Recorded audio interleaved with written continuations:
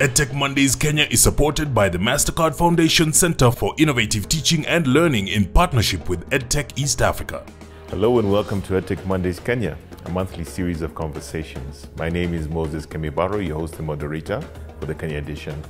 This month we look at how digital literacy has become a crucial component of 21st century skills for all people. In the March 23 edition of EdTech Monday Kenya, we explored foundational literacy and numeracy, which is a child's ability to read basic texts, write clearly, and solve basic mathematics problems such as addition and subtraction. We discussed how technology can be a key enabler of foundational literacy and numeracy, and how hybrid models of learning can improve foundational learning outcomes. Foundational literacy and numeracy are essential skills for people to navigate the world around them. However, in a world that's increasingly digitized, where government services, banking, and many jobs require citizens to use digital tools, traditional literacy and numeracy are not enough. Digital literacy is required to exist in a digital society, successfully and safely. The Ministry of Education and the Ministry of ICT have both emphasized the importance of digital literacy for learners and citizens, and are making large investments to ensure all Kenyans have the knowledge and skills to be able to navigate this new digital world. Since 2015, the Digital Literacy Program, the government's flagship e-learning initiative, has aimed to increase the digital literacy of learners through ICT integration in public schools.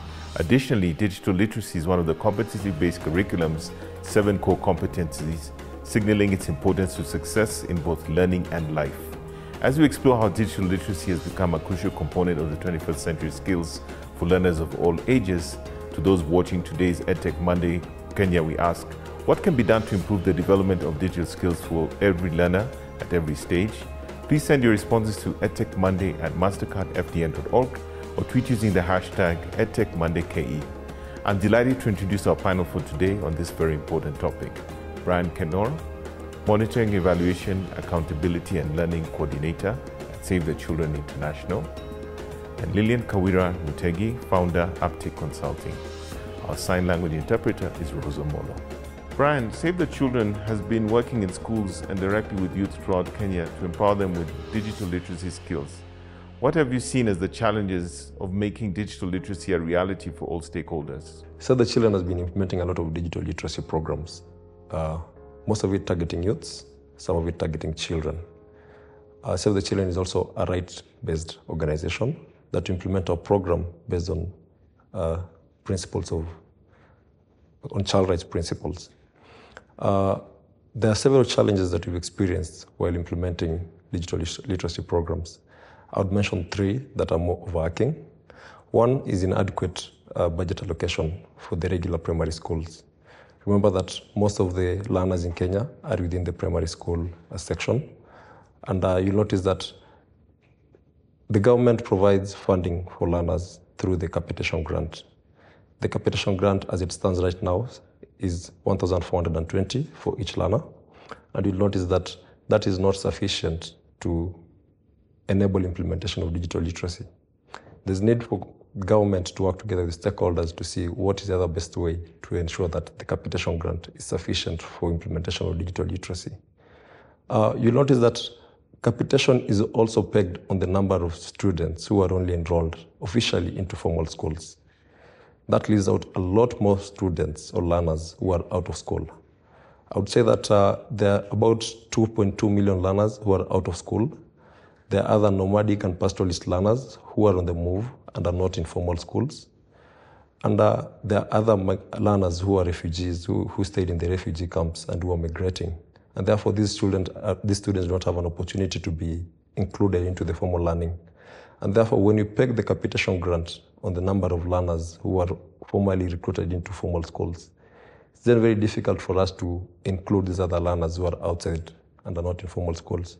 And therefore, if you look at the exiting recommendation for the previous Parliamentary Committee on Education, one of the recommendations was that the new 13th Parliamentary Committee on Education Parliament should try look into how can we revise the capitation grant.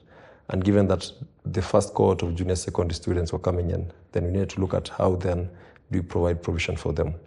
I would say once we look into the issue of capitation, that will be one key issue resolved to ensure that digital literacy is able to be implemented. I would say that the second problem we are facing in implementation of digital literacy programs is access to technology. access to technology affects a lot of people and a lot of learners in Kenya. You'd find that access to technology, when you talk about access to technology, we're talking about access to ICT equipment, we're talking about access to internet connectivity, we're talking about access to power supply, and we're also talking about the maintenance of these ICT equipment that are sent to schools. Most of the people, learners in Kenya who come from the underprivileged and marginalized communities do not have a privilege to access this. I would take an example of a child in Wajir or in the arid and semi-arid areas of Kenya. These children do not have the privilege to enjoy the privilege that an urbanized youth or learner could enjoy. And therefore, they're limited in how they could access digital literacy and how they could enjoy this particular key competency as is in the competence-based curriculum. I think it's so important and interesting that you've pointed out that, you know, the marginalized communities suffer probably the biggest lack of opportunity to acquire these digital literacy skills. And of course, we need to find ways of closing these gaps in unique and interesting ways. And I think that comes back to you, Lillian. Thank you so much for joining us today. Maybe you can tell us from your perspective, especially working with learners with disabilities, why are digital literacy skills so important, and how can they possibly empower and possibly improve the livelihoods of these people who are living with disabilities? I will go back to what my panelists said about the digital divide. I think I could start that because he mentioned that there exists a digital divide between the marginalized communities and the urban areas, but also there's something also he has failed to mention that I think goes hand in hand with what you've asked, the digital divide that exists for learners living with a disability, especially in accessing digital literacy and digital learning as well. So digital literacy for learners living with a disability is very important for them. Why? Because it helps them to unlock the potential and talent that exists for them. It also helps them to overcome the digital divide that exists, to overcome the barriers that exist in their digital space.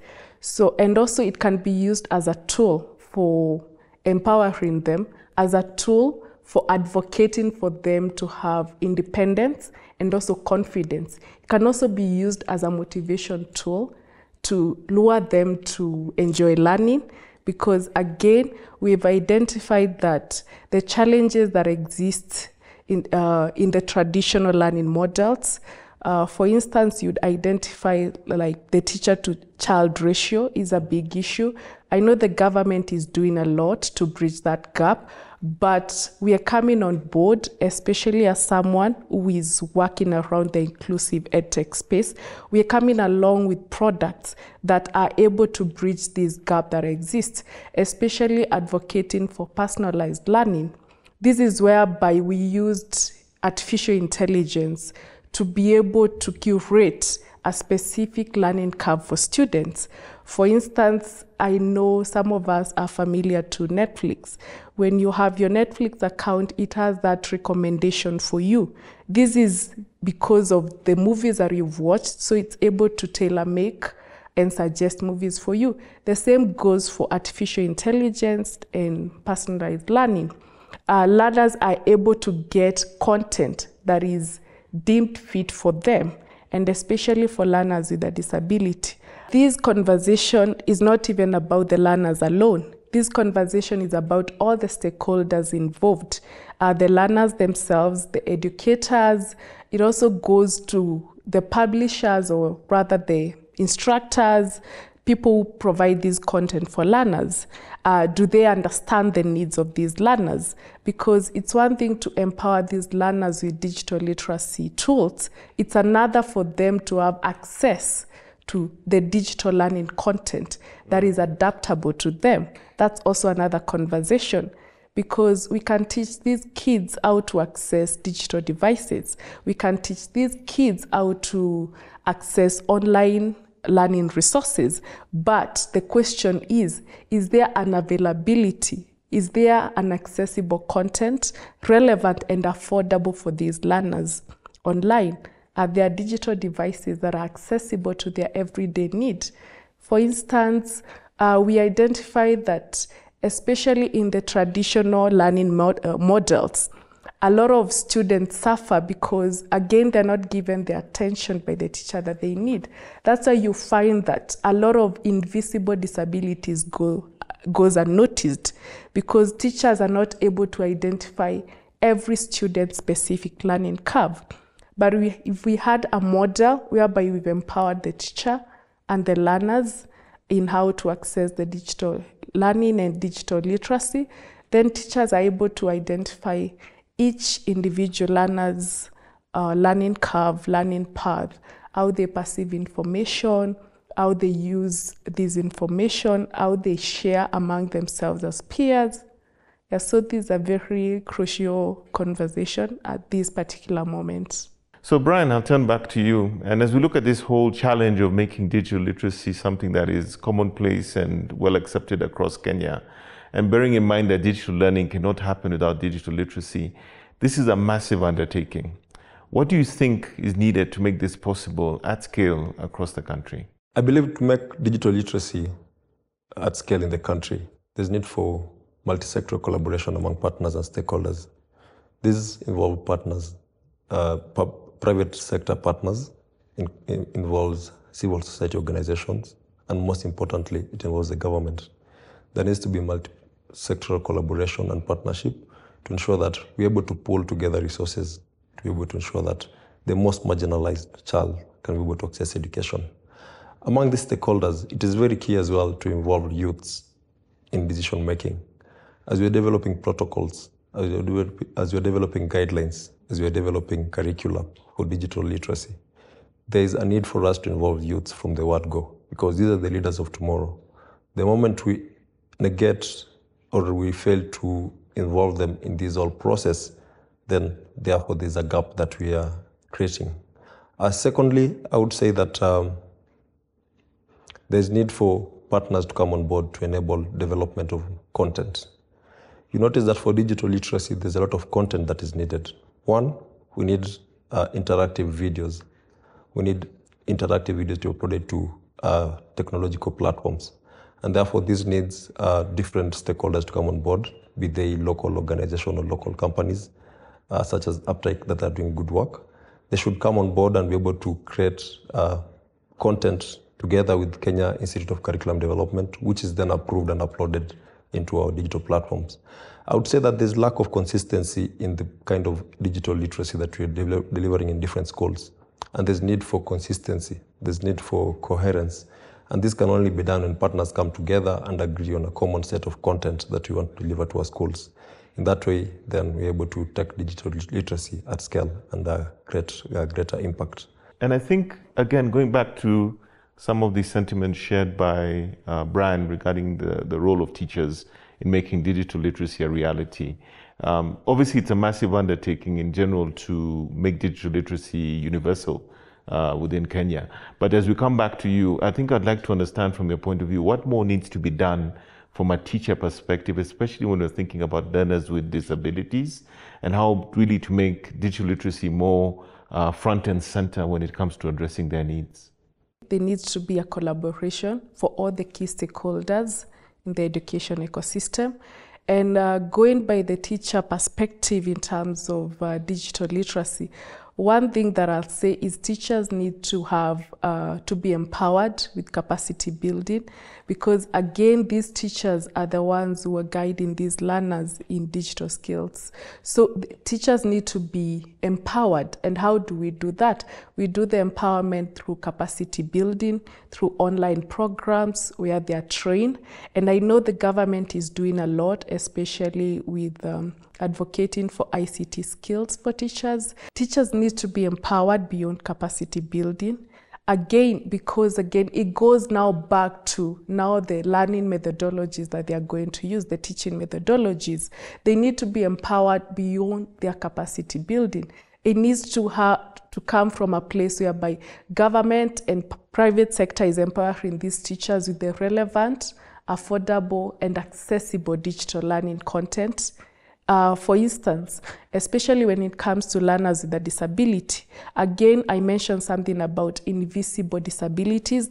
There needs to be an awareness for that.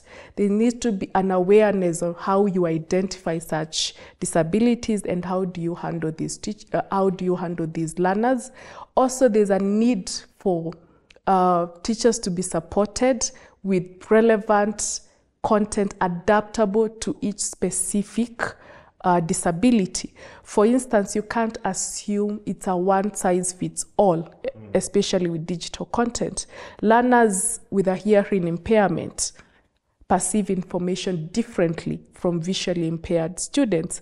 So what we are talking about in digital literacy and empowerment for teachers are teachers receiving the relevant information that is adaptable for different learners who are able differently. Again, it goes across even beyond capacity building, learning platforms, learning content. The teachers themselves, do they have access to devices?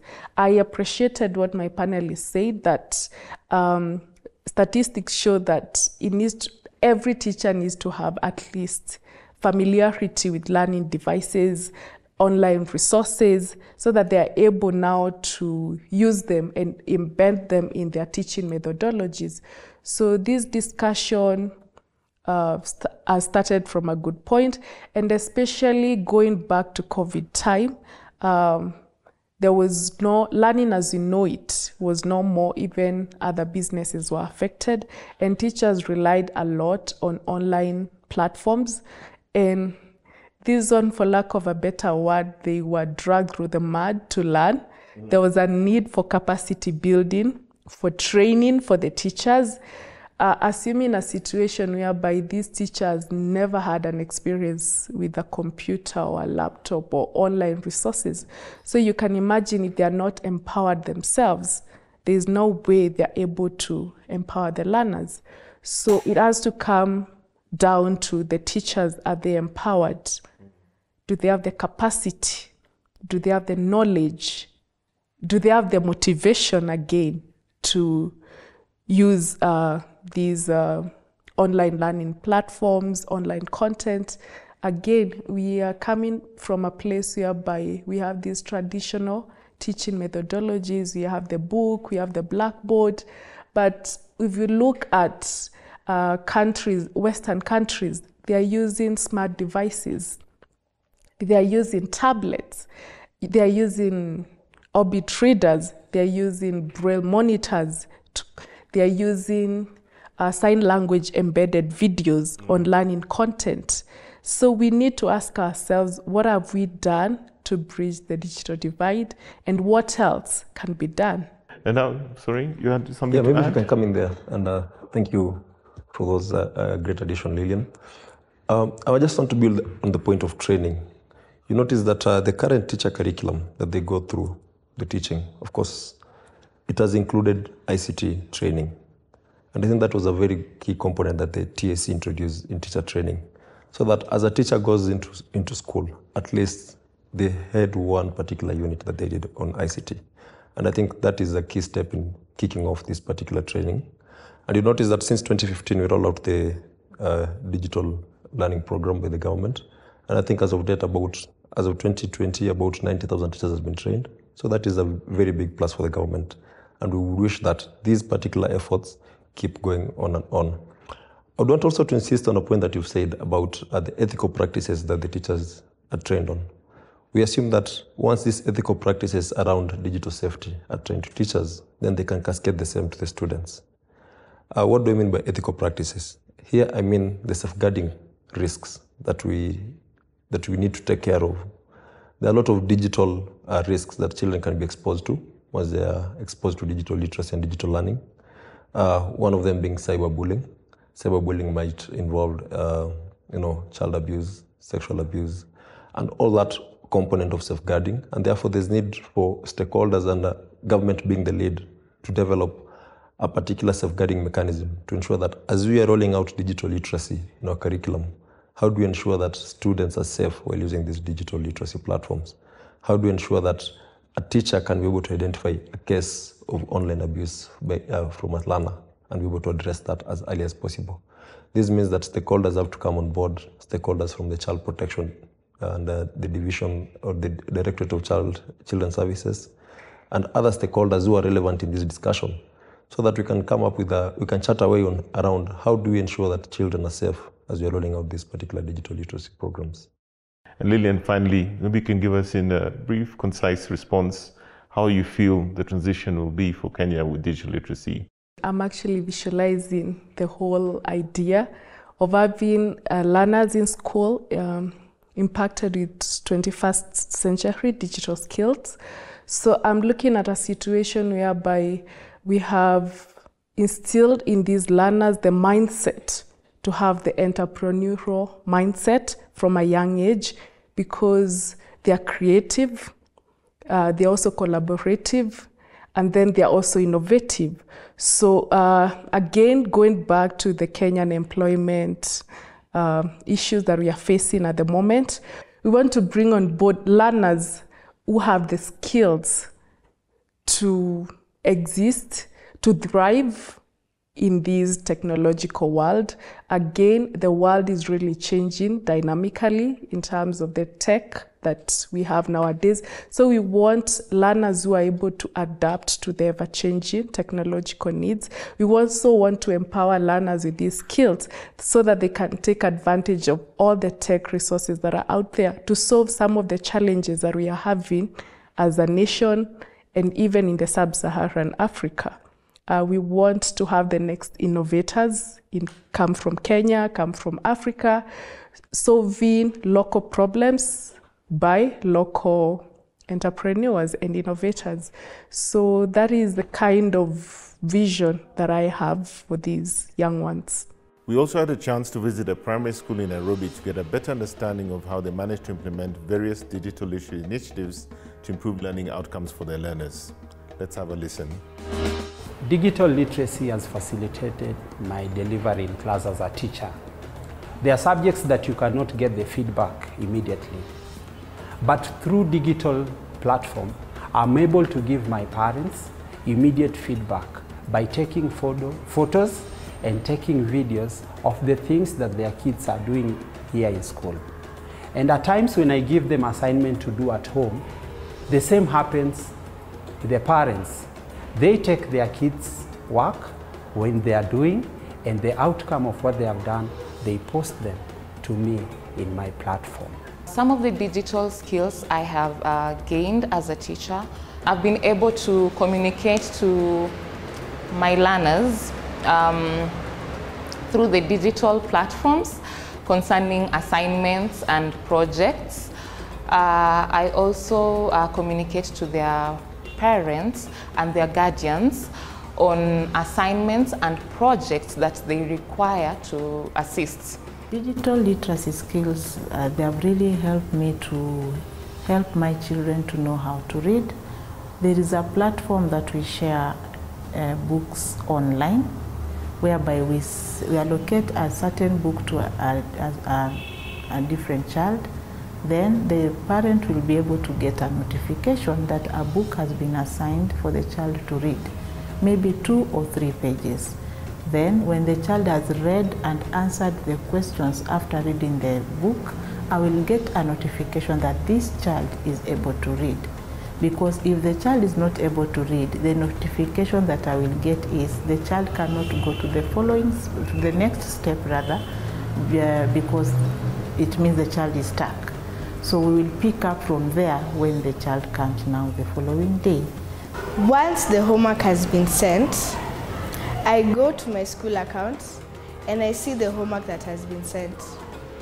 Depending on the work that you have been given, I am able to do it physically, online, or I can include my parents. Once I am done with the homework, I submit the work online, and the next day the teacher can be able to mark it online and give us feedback. I find learning online easier because it really helps me to understand more, because there are different explanations from different people. And also, when we're doing homework, typing, it's easier because there are applications that correct you when you make mistakes. And also, I find it fun watching videos and learning from the internet. Thank you all for watching this edition. Follow more of these conversations on the MasterCard Foundation YouTube channel and the Young Africa Works Facebook page. My name is Moses Kemibaro. See you again in the next edition of EdTech Monday Kenya. EdTech Mondays Kenya is supported by the MasterCard Foundation Center for Innovative Teaching and Learning in partnership with EdTech East Africa.